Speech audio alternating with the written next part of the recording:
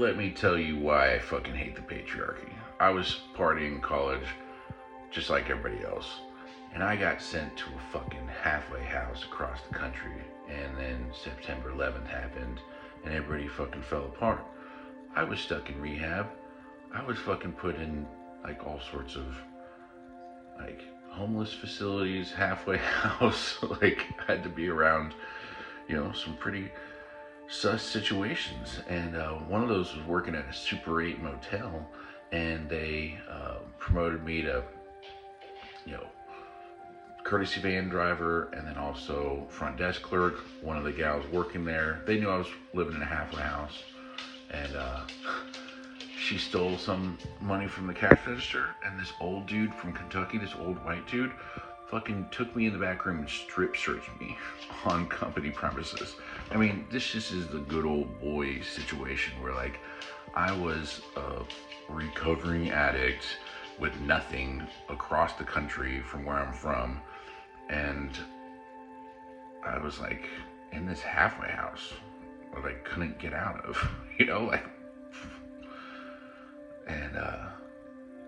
and they had me by the balls, everybody in the whole community. Like, I didn't have any resources. The only family I had was like a family from Bosnia, and they ran a restaurant, and then either between going to the library or going to this Bosnian restaurant, those were my only areas of solace.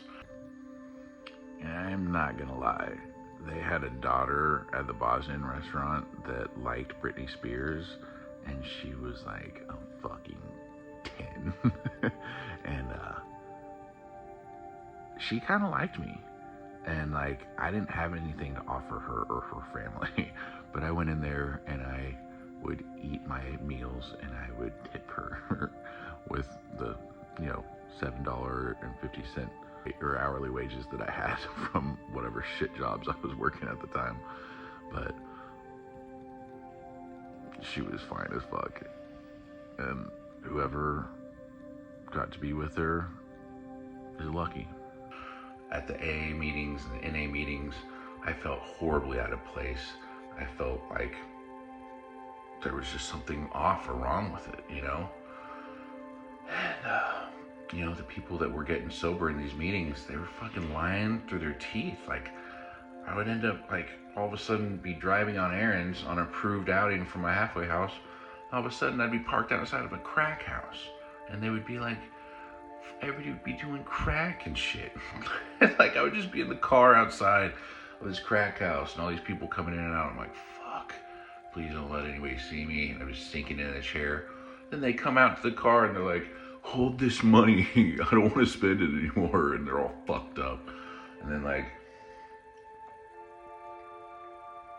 another guy comes out and be like, we need the money now. Just like, oh my God. Then they come out and they're like, take the keys and get out of here.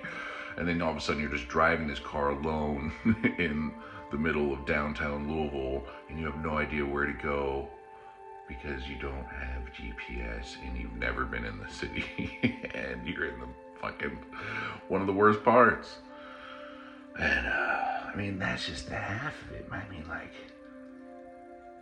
my sponsor, when I joined the halfway house, he ended up fucking dying from an overdose. Like, as he was leaving the halfway house. Not to mention September 11th happening. Like, I was like I was working.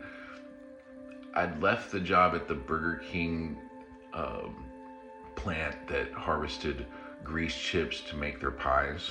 I was working 4 floors under the crust of the earth, and like, there was no U.S. citizens down there.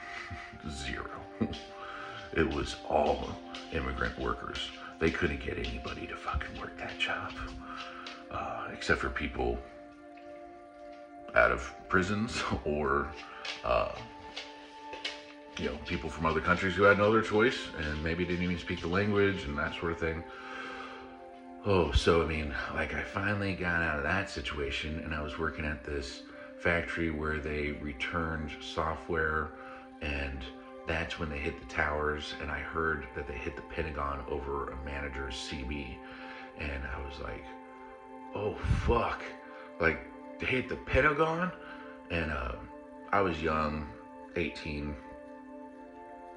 so I just didn't know how to react. I just stood there just dumbfounded. And they told us to get back to work, and I just was shocked, you know? Like, and they said that I stood there too long, and somebody on a security camera said that I stood there too long without working, so they fired me. But I mean, like, I was just taking a bus back to the halfway house, and like, I see everybody in the halfway house, like this one lady that was like super sweet and nice that probably shouldn't have been in there, but I mean, she was just weeping watching the television when I came home that night. And then she said she couldn't watch anymore, so I just was standing there looking at the TV, just watching it happen over and over and over after hearing about it all day. And I'm just like, what has happened? Like, so I just was like partying like a regular person, and all of a sudden I just fucking wound up in hell on earth. And somehow I got the fuck out of there, and I went back to college. I still miss buying those shirts from Songs of Siba, and I miss that Bosnian restaurant, and I miss those walks to the library, and I miss looking forward to emails from my like one friend when I would walk to the library. Everything else was spam. But I had an ex-girlfriend come out and visit me. That was nice, but it just seemed worlds away, you know? When my girlfriend at the time came to visit, and by the way, I never hooked up with a Bosnian chick, but when my girlfriend came to visit, she was wearing like a zebra striped, like tight one-piece dress. It's like everybody at the halfway house and at the Super 8 motel that I worked at was all like, their jaw hit the floor like my jaw hit the floor on September 11th. I had to ask permission for everything. I didn't have anything. I didn't have any resources. I didn't have access to anything. It was just, you know, for a country that's been steeped in white privilege, you know, for somebody to go through that at a young age, it's pretty eye-opening. So if you guys ask me why I'm aware of social injustice, it's because I don't just look at it as a race thing or even like a gender thing. Like, I feel unity with people who've been marginalized and put down and treated like that. I'm not saying I wasn't in the wrong. Like, yeah, I should have studied harder and drank more water and drank less booze and been on a better sleep schedule, and I should have taken things more seriously. But that's a pretty serious situation to put somebody in. You know, my life was in jeopardy multiple times. And that's not even to mention how my parents put me in a fucking psych ward when I was a kid, just for like being like, Christopher Columbus sucks and like we shouldn't have a day for it, you know? Like, my dad used his relationships at a hospital to get a nurse to contact like the authorities, and they sent police to pick me up at my house, and then they admitted me into a psych ward, and I had to write letters to the director of the psych ward for like 2 straight days in order to let me out. But I've never seen such extreme mental illness than in that psych unit at St. Francis in Colorado Springs. The situation in the psych ward was insane. Like, I had to light cigarettes off the wall. They took my shoelaces. I had 20 friends come visit, one of which got kicked out for like banging on the piano. But they like searched the Wendy's bag and the burger for like narcotics or, you know, like razor blades or something. And but I think I have the record for most people to come visit me in a psych ward. After that psych ward experience, I lived in an array of friends' houses. Their families opened their homes up to me, and I lived in quite a few different houses. I was kicked out of my house, and thankfully everybody in that community in Colorado Springs opened their doors up to me, and I worked at a Circle K convenience store. And I let my grades suffer, and I started acting out quite a bit, and I ended up having to write a letter to TCU explaining what happened. And after I explained kind of what happened, they allowed me to still come to TCU as a freshman. And nothing against factory working, but to go from living in a dormitory with all amenities and surrounded by people who have tons of resources in a environment where education is promoted, to be in that for 2 semesters and then just get tossed into the depths of a workforce that you can tell the country doesn't respect, that was offensive and demeaning, not only to me, but just eye-opening that they treat whole classes of people like this. And when they had me go learn gratitude by staying the weekend in a homeless shelter, I found $141 in a nacho tray because I couldn't sleep there, and I went to do a work detail in the middle of the night to work a AAA ballpark that just had a game, and me and a bunch of like old Army vets who were homeless went and just cleaned that whole fucking park. And there was guys without like legs and shit, and I was fully capable of cleaning, and these guys, they probably shouldn't have been doing that job. You had to get through these little areas between all the chairs, and you're bending over quite a bit, and they didn't have any limbs. And but I didn't have any money, and I found $140 in like a funnel cake tray that was under a seat, and I was like, man, like I am probably going to go back to Texas Christian University and finish my degree, and I come from a middle class family. And I was the one who found the $140 in all that fucking mess. But I needed that shit. And so I pocketed it. And instead of giving it to the homeless veterans without limbs. To this day, I feel bad about that. But to make things worse, when I was back at the Super 8 motel, 2 of the friends from the halfway house that were like cool party guys, they decided to relapse. And they came into my Super 8 motel job one day at the front desk, and they're like, hey, we're drunk. And I'm like, you're drunk?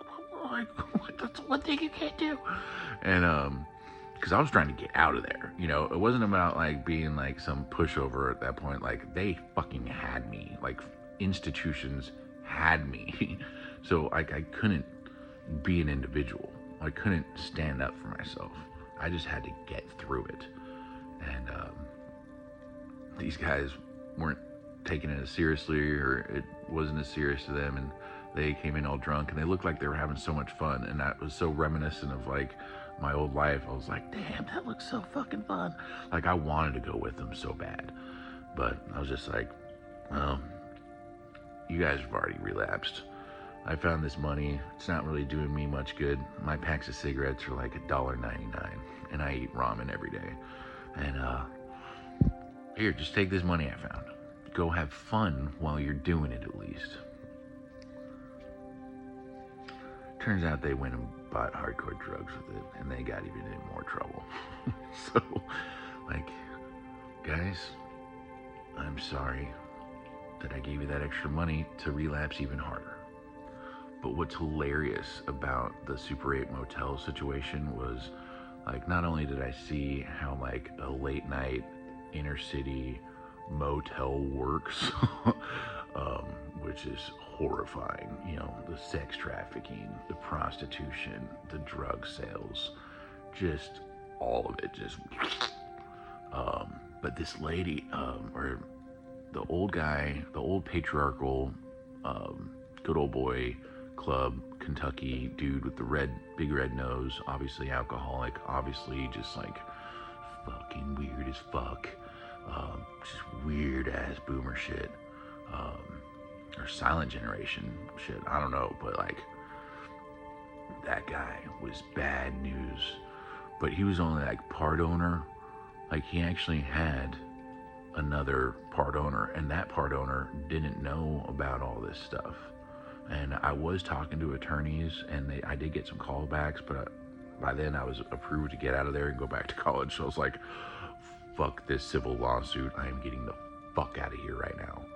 And but the other owner at the Super 8 liked my work ethic, liked me, and like I was like a really good employee in their eyes.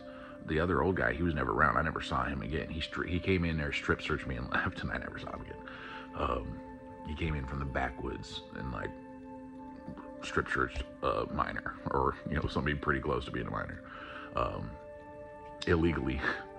And but then, yeah, this other part owner, who was like the lesser owner, of course, he wanted me to help him go around and set up Super 8s all over the country instead of going to college. Like, that actually probably would have been a pretty lucrative career. Like, it was just so weird. Like, I got job offers, just cash finding places. I went at the crack house, people just gave me wads of cash. So it's just weird. Like, even at my lowest point, when everything was just rock bottom, like, people were still just like handing me cash and giving me opportunities. So I can't make sense of this, but hopefully somewhere, somebody, if they watch this, if they're young, maybe they can skip some of the bullshit that I had to go through, or maybe will open your eyes to something, so when you do see it the first time, maybe you know what to do, or you can have a game plan before something like this happens. Yeah, so fast forward, and I graduated college finally, and I ended up working in some professional careers and made decent money, and was able to buy a $500,000 house. No thanks to my family. But yeah, I was on a trajectory to be like some fucking dipshit for the far right wing, some fake faux zealot sycophant that purports the patriarchy, and then all that shit happened. So, instead of going to Annapolis, Maryland, and becoming a Navy attorney, which was my goal, that happened. And I'm old enough where I take responsibility. I'm not blaming anybody, but people need to know the true stories, like, none of these success stories, and I'm not even a success story, I'm just a story, but none of these stories that you see online, I feel like, are real or come from true experience. I think they whitewash it. I think they put gloss over it. I think they fabricate it. I think they hyperbolize it. But I promise you, what I told you is how I remember it. Now, keep in mind, I have a family history of mental illness. So I urge you guys to look in your family history, and if you have something like that, I would be wary and maybe talk to a professional. But even though it was heinous what happened, I do want to thank the campus life department at TCU. They didn't throw in the towel, even though I was hitting rock bottom all over the place, and the narratives against me were damning because I had no control over any of them. They still allowed me to come back to TCU. They gave me a job where they could kind of keep an eye on me, and I was able to kind of rebuild. I didn't know the amount of deconstruction that I had ahead of me. I hadn't deconstructed much of anything. I just knew that we'd gone into Iraq, in Afghanistan under a false flag operation, or, we were deceived by the Republican war hawks. And I was so pissed about that. I was so pissed at the patriarchy. I didn't understand the words and the definitions quite yet. And we've learned a lot in the past 25 years. So even what we learned in college has changed. Like back when I was in college, they're like, yeah, racism is more subverted now. It's more of like classism. And then, holy shit, in like 2015 to 2020 range, racism was fucking back. And being from Colorado, when I came down to Texas, I didn't think people were even really like actually racist. And then I tell people down here that you're fucking racist, and they want to fight me over it. They even convince a few black folks that racism doesn't exist anymore. Meanwhile, I live like down the road from the headquarters of the KKK. Anyways, sorry for the trauma dumping. It's just Sunday, and I'm resting and I'm thinking, and I had therapy this week, and a lot has happened, and I've deconstructed so much. I just maybe think this might help somebody skip a few tough steps, like I was told it's all about perspective. I believe when I was in rehab, I had a spiritual entity in the middle of the night as I was sober tell me persistence. And one of the best quotes I know is to learn, a smart man learns from his own mistakes, but a wise man learns from others. So maybe I could be smart out of all this, but maybe some of you guys could be wise. Maybe some of you guys, girls, and non-binaries could be wise. And the only people that really helped me were immigrants.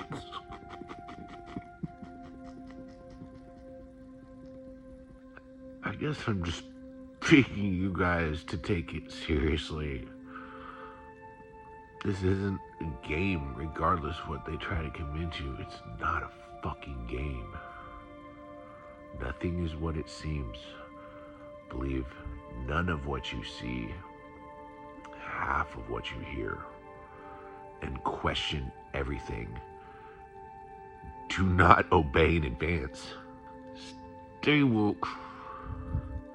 Slav Ukraine. Free fucking Palestine. The only reason why I prioritize Ukraine is because I've studied enough war from afar to know how strategically important and historically relevant Ukraine is. And I know that Putin facilitated that 10/7 attack just to trigger Israelis to react the way they did.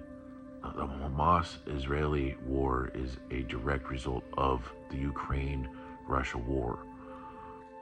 That being said, it's so pathetic what Netanyahu and the United States have done with their support of Israel and that genocide. And I don't want any leftists to think that I am not privy to that. And I understand that. I know how horrific all this is. And it's sad that I have to prioritize these conflicts. But Ukraine must stand. And as far as Gaza, United States needs to cut off any sort of weapons to Israel. I don't know enough about the situation. I don't know about the backroom agreements or the trysts or the alliances, but after you cross a certain point, Netanyahu is doing to Gaza what Putin is doing to Ukraine. And during all this time, I got a new family member. My sister adopted somebody from Africa, and that African conflict was a result from the Wagner Group and what they do to destroy countries and governments around the world. They cause famine, disease. They have the troll industrial complex to do their bidding. They commit all these horrendous acts. They're responsible for so many deaths. The way they do it is so demeaning and demoralizing. In addition to that, they're not even fighting for anything good, and when they fight, they terrorize. Uh, I have a new family member from Africa who was their whole world was destroyed by these same types of people, the Wagner Group, or private military contractors. PMC Wagner, they worked with internet research agency to spread all this disinformation and misinformation around the world, pushing the patriarchy, pushing theocracy, pushing authoritarianism, detracting away from social and representative democracy. So you guys need to connect all the dots here. Wagner, Internet Research Agency, and Putin, along with other foreign adversaries and multinational corporations, are colluding with contrarians and uneducated people here who just want power. Maybe there might be some pragmatism there, but they're just uneducated and they're really selfish. And so they just want to tear everything down. Like, I would like to add to the public education system, not just tear it down. These people know that they're going to make everybody so dumb that they won't even be able to understand my videos 50 years from now. You know? Like, if they aren't removed, deleted, I don't know if young people decades from now will even be able to comprehend what I'm saying based off the trajectory that we're taking with the public school systems. And the fact that I came down here to Texas only to witness them fusing church and state together after taking an oath as an Eagle Scout to stand up for our Constitution, after studying this in political science and criminal justice and other elective courses in college and even in high school and before, after studying it, being warned about it, and then to watch everybody just fall for it and give into it without any questioning or without any passion or strength. Like, we are acquiescing to stochastic terrorists who are going to force authoritarianism on us, and we're going to lose tons of money. The middle class will get eaten. Education won't be promoted. There'll be rampant sexism. There'll be a police state. They'll demonize and they'll scapegoat immigrants and they'll scapegoat LGBT. They talk about putting folks in camps. I mean, why do I have to spell this out? Like, it's so terrifying what the rhetoric from MAGA right is saying, and they obviously support the patriarchy. And these guys lie through their teeth all the time, and to see judges who have held us to a moral standard our whole lives, an ethical standard our whole lives, to see them just wave through the deceit, disinformation, disingenuous behavior from Trump and all of his lackeys, it's a slap in our face, especially when I've had to go through these things just because I partied too hard. Like, get the fuck out of here. Oh, and not to mention, I was defrauded by a whole health insurance agency and hundreds of thousands of dollars grifted from me, later on in my adulthood. So, yeah, fuck the patriarchy. Go ahead and smash it. Eat the rich. I don't give a fuck. I may not be able to sleep under the shade of this tree ever, but I want your loved ones to have some shade. Y'all deserve it, And before you go start parroting a bunch of right-wing talking points, just remember that every time we've seen a huge deficit, it's been under Republicans. Every time we've been forced into terrible, heinous wars, it's under Republicans. And the Democrats and the leftists and the progressives, they just have to go in there after these, terms and just fix everything. And we end up doing a great job. And it's not even me. I'm not a part of it, but I support those people. And they go in there, they have healthier economies, they promote social welfare for lower socioeconomic classes, the people that need the protection the most, that they need the advocacy the most. They put protections in place. And right now what I see is the largest wealth gap I've ever seen in America, and I see you guys worshiping billionaires who promote the exact same thing that's damaged me to my core. And I think you guys got it coming. Maybe some of y'all don't have enough experience, or maybe you're too young to realize what type of damage they can do and what type of damage they've already done. But we have the numbers. Education still matters, in my opinion. It can still be used. Knowledge is power. And I think if you guys can like make some corrections and adjust, I don't think that they're going to have the power they think they're going to have. But if you allow to get cucked like this, and you worship people who are sexual predators, billionaires, and people who've grifted their way to the top, and people who lie and manipulate and cheat, and then, you know, that are paid by foreign adversaries who are proven to be war criminals and, you know, committing genocide. I mean, like, if you guys consider yourselves real Christians, like, you need to pray about this. Like, talk to fucking God about this. If you don't believe in God, talk to nature. If you don't believe in that, find a therapist or find a close friend who's educated, but find somebody with empathy.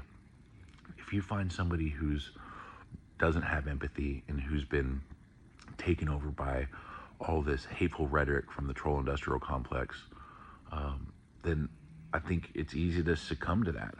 And especially if you don't have any prior warning that this is happening, because they use such subverted tactics and they're so clandestine, and they've studied you and you haven't studied them.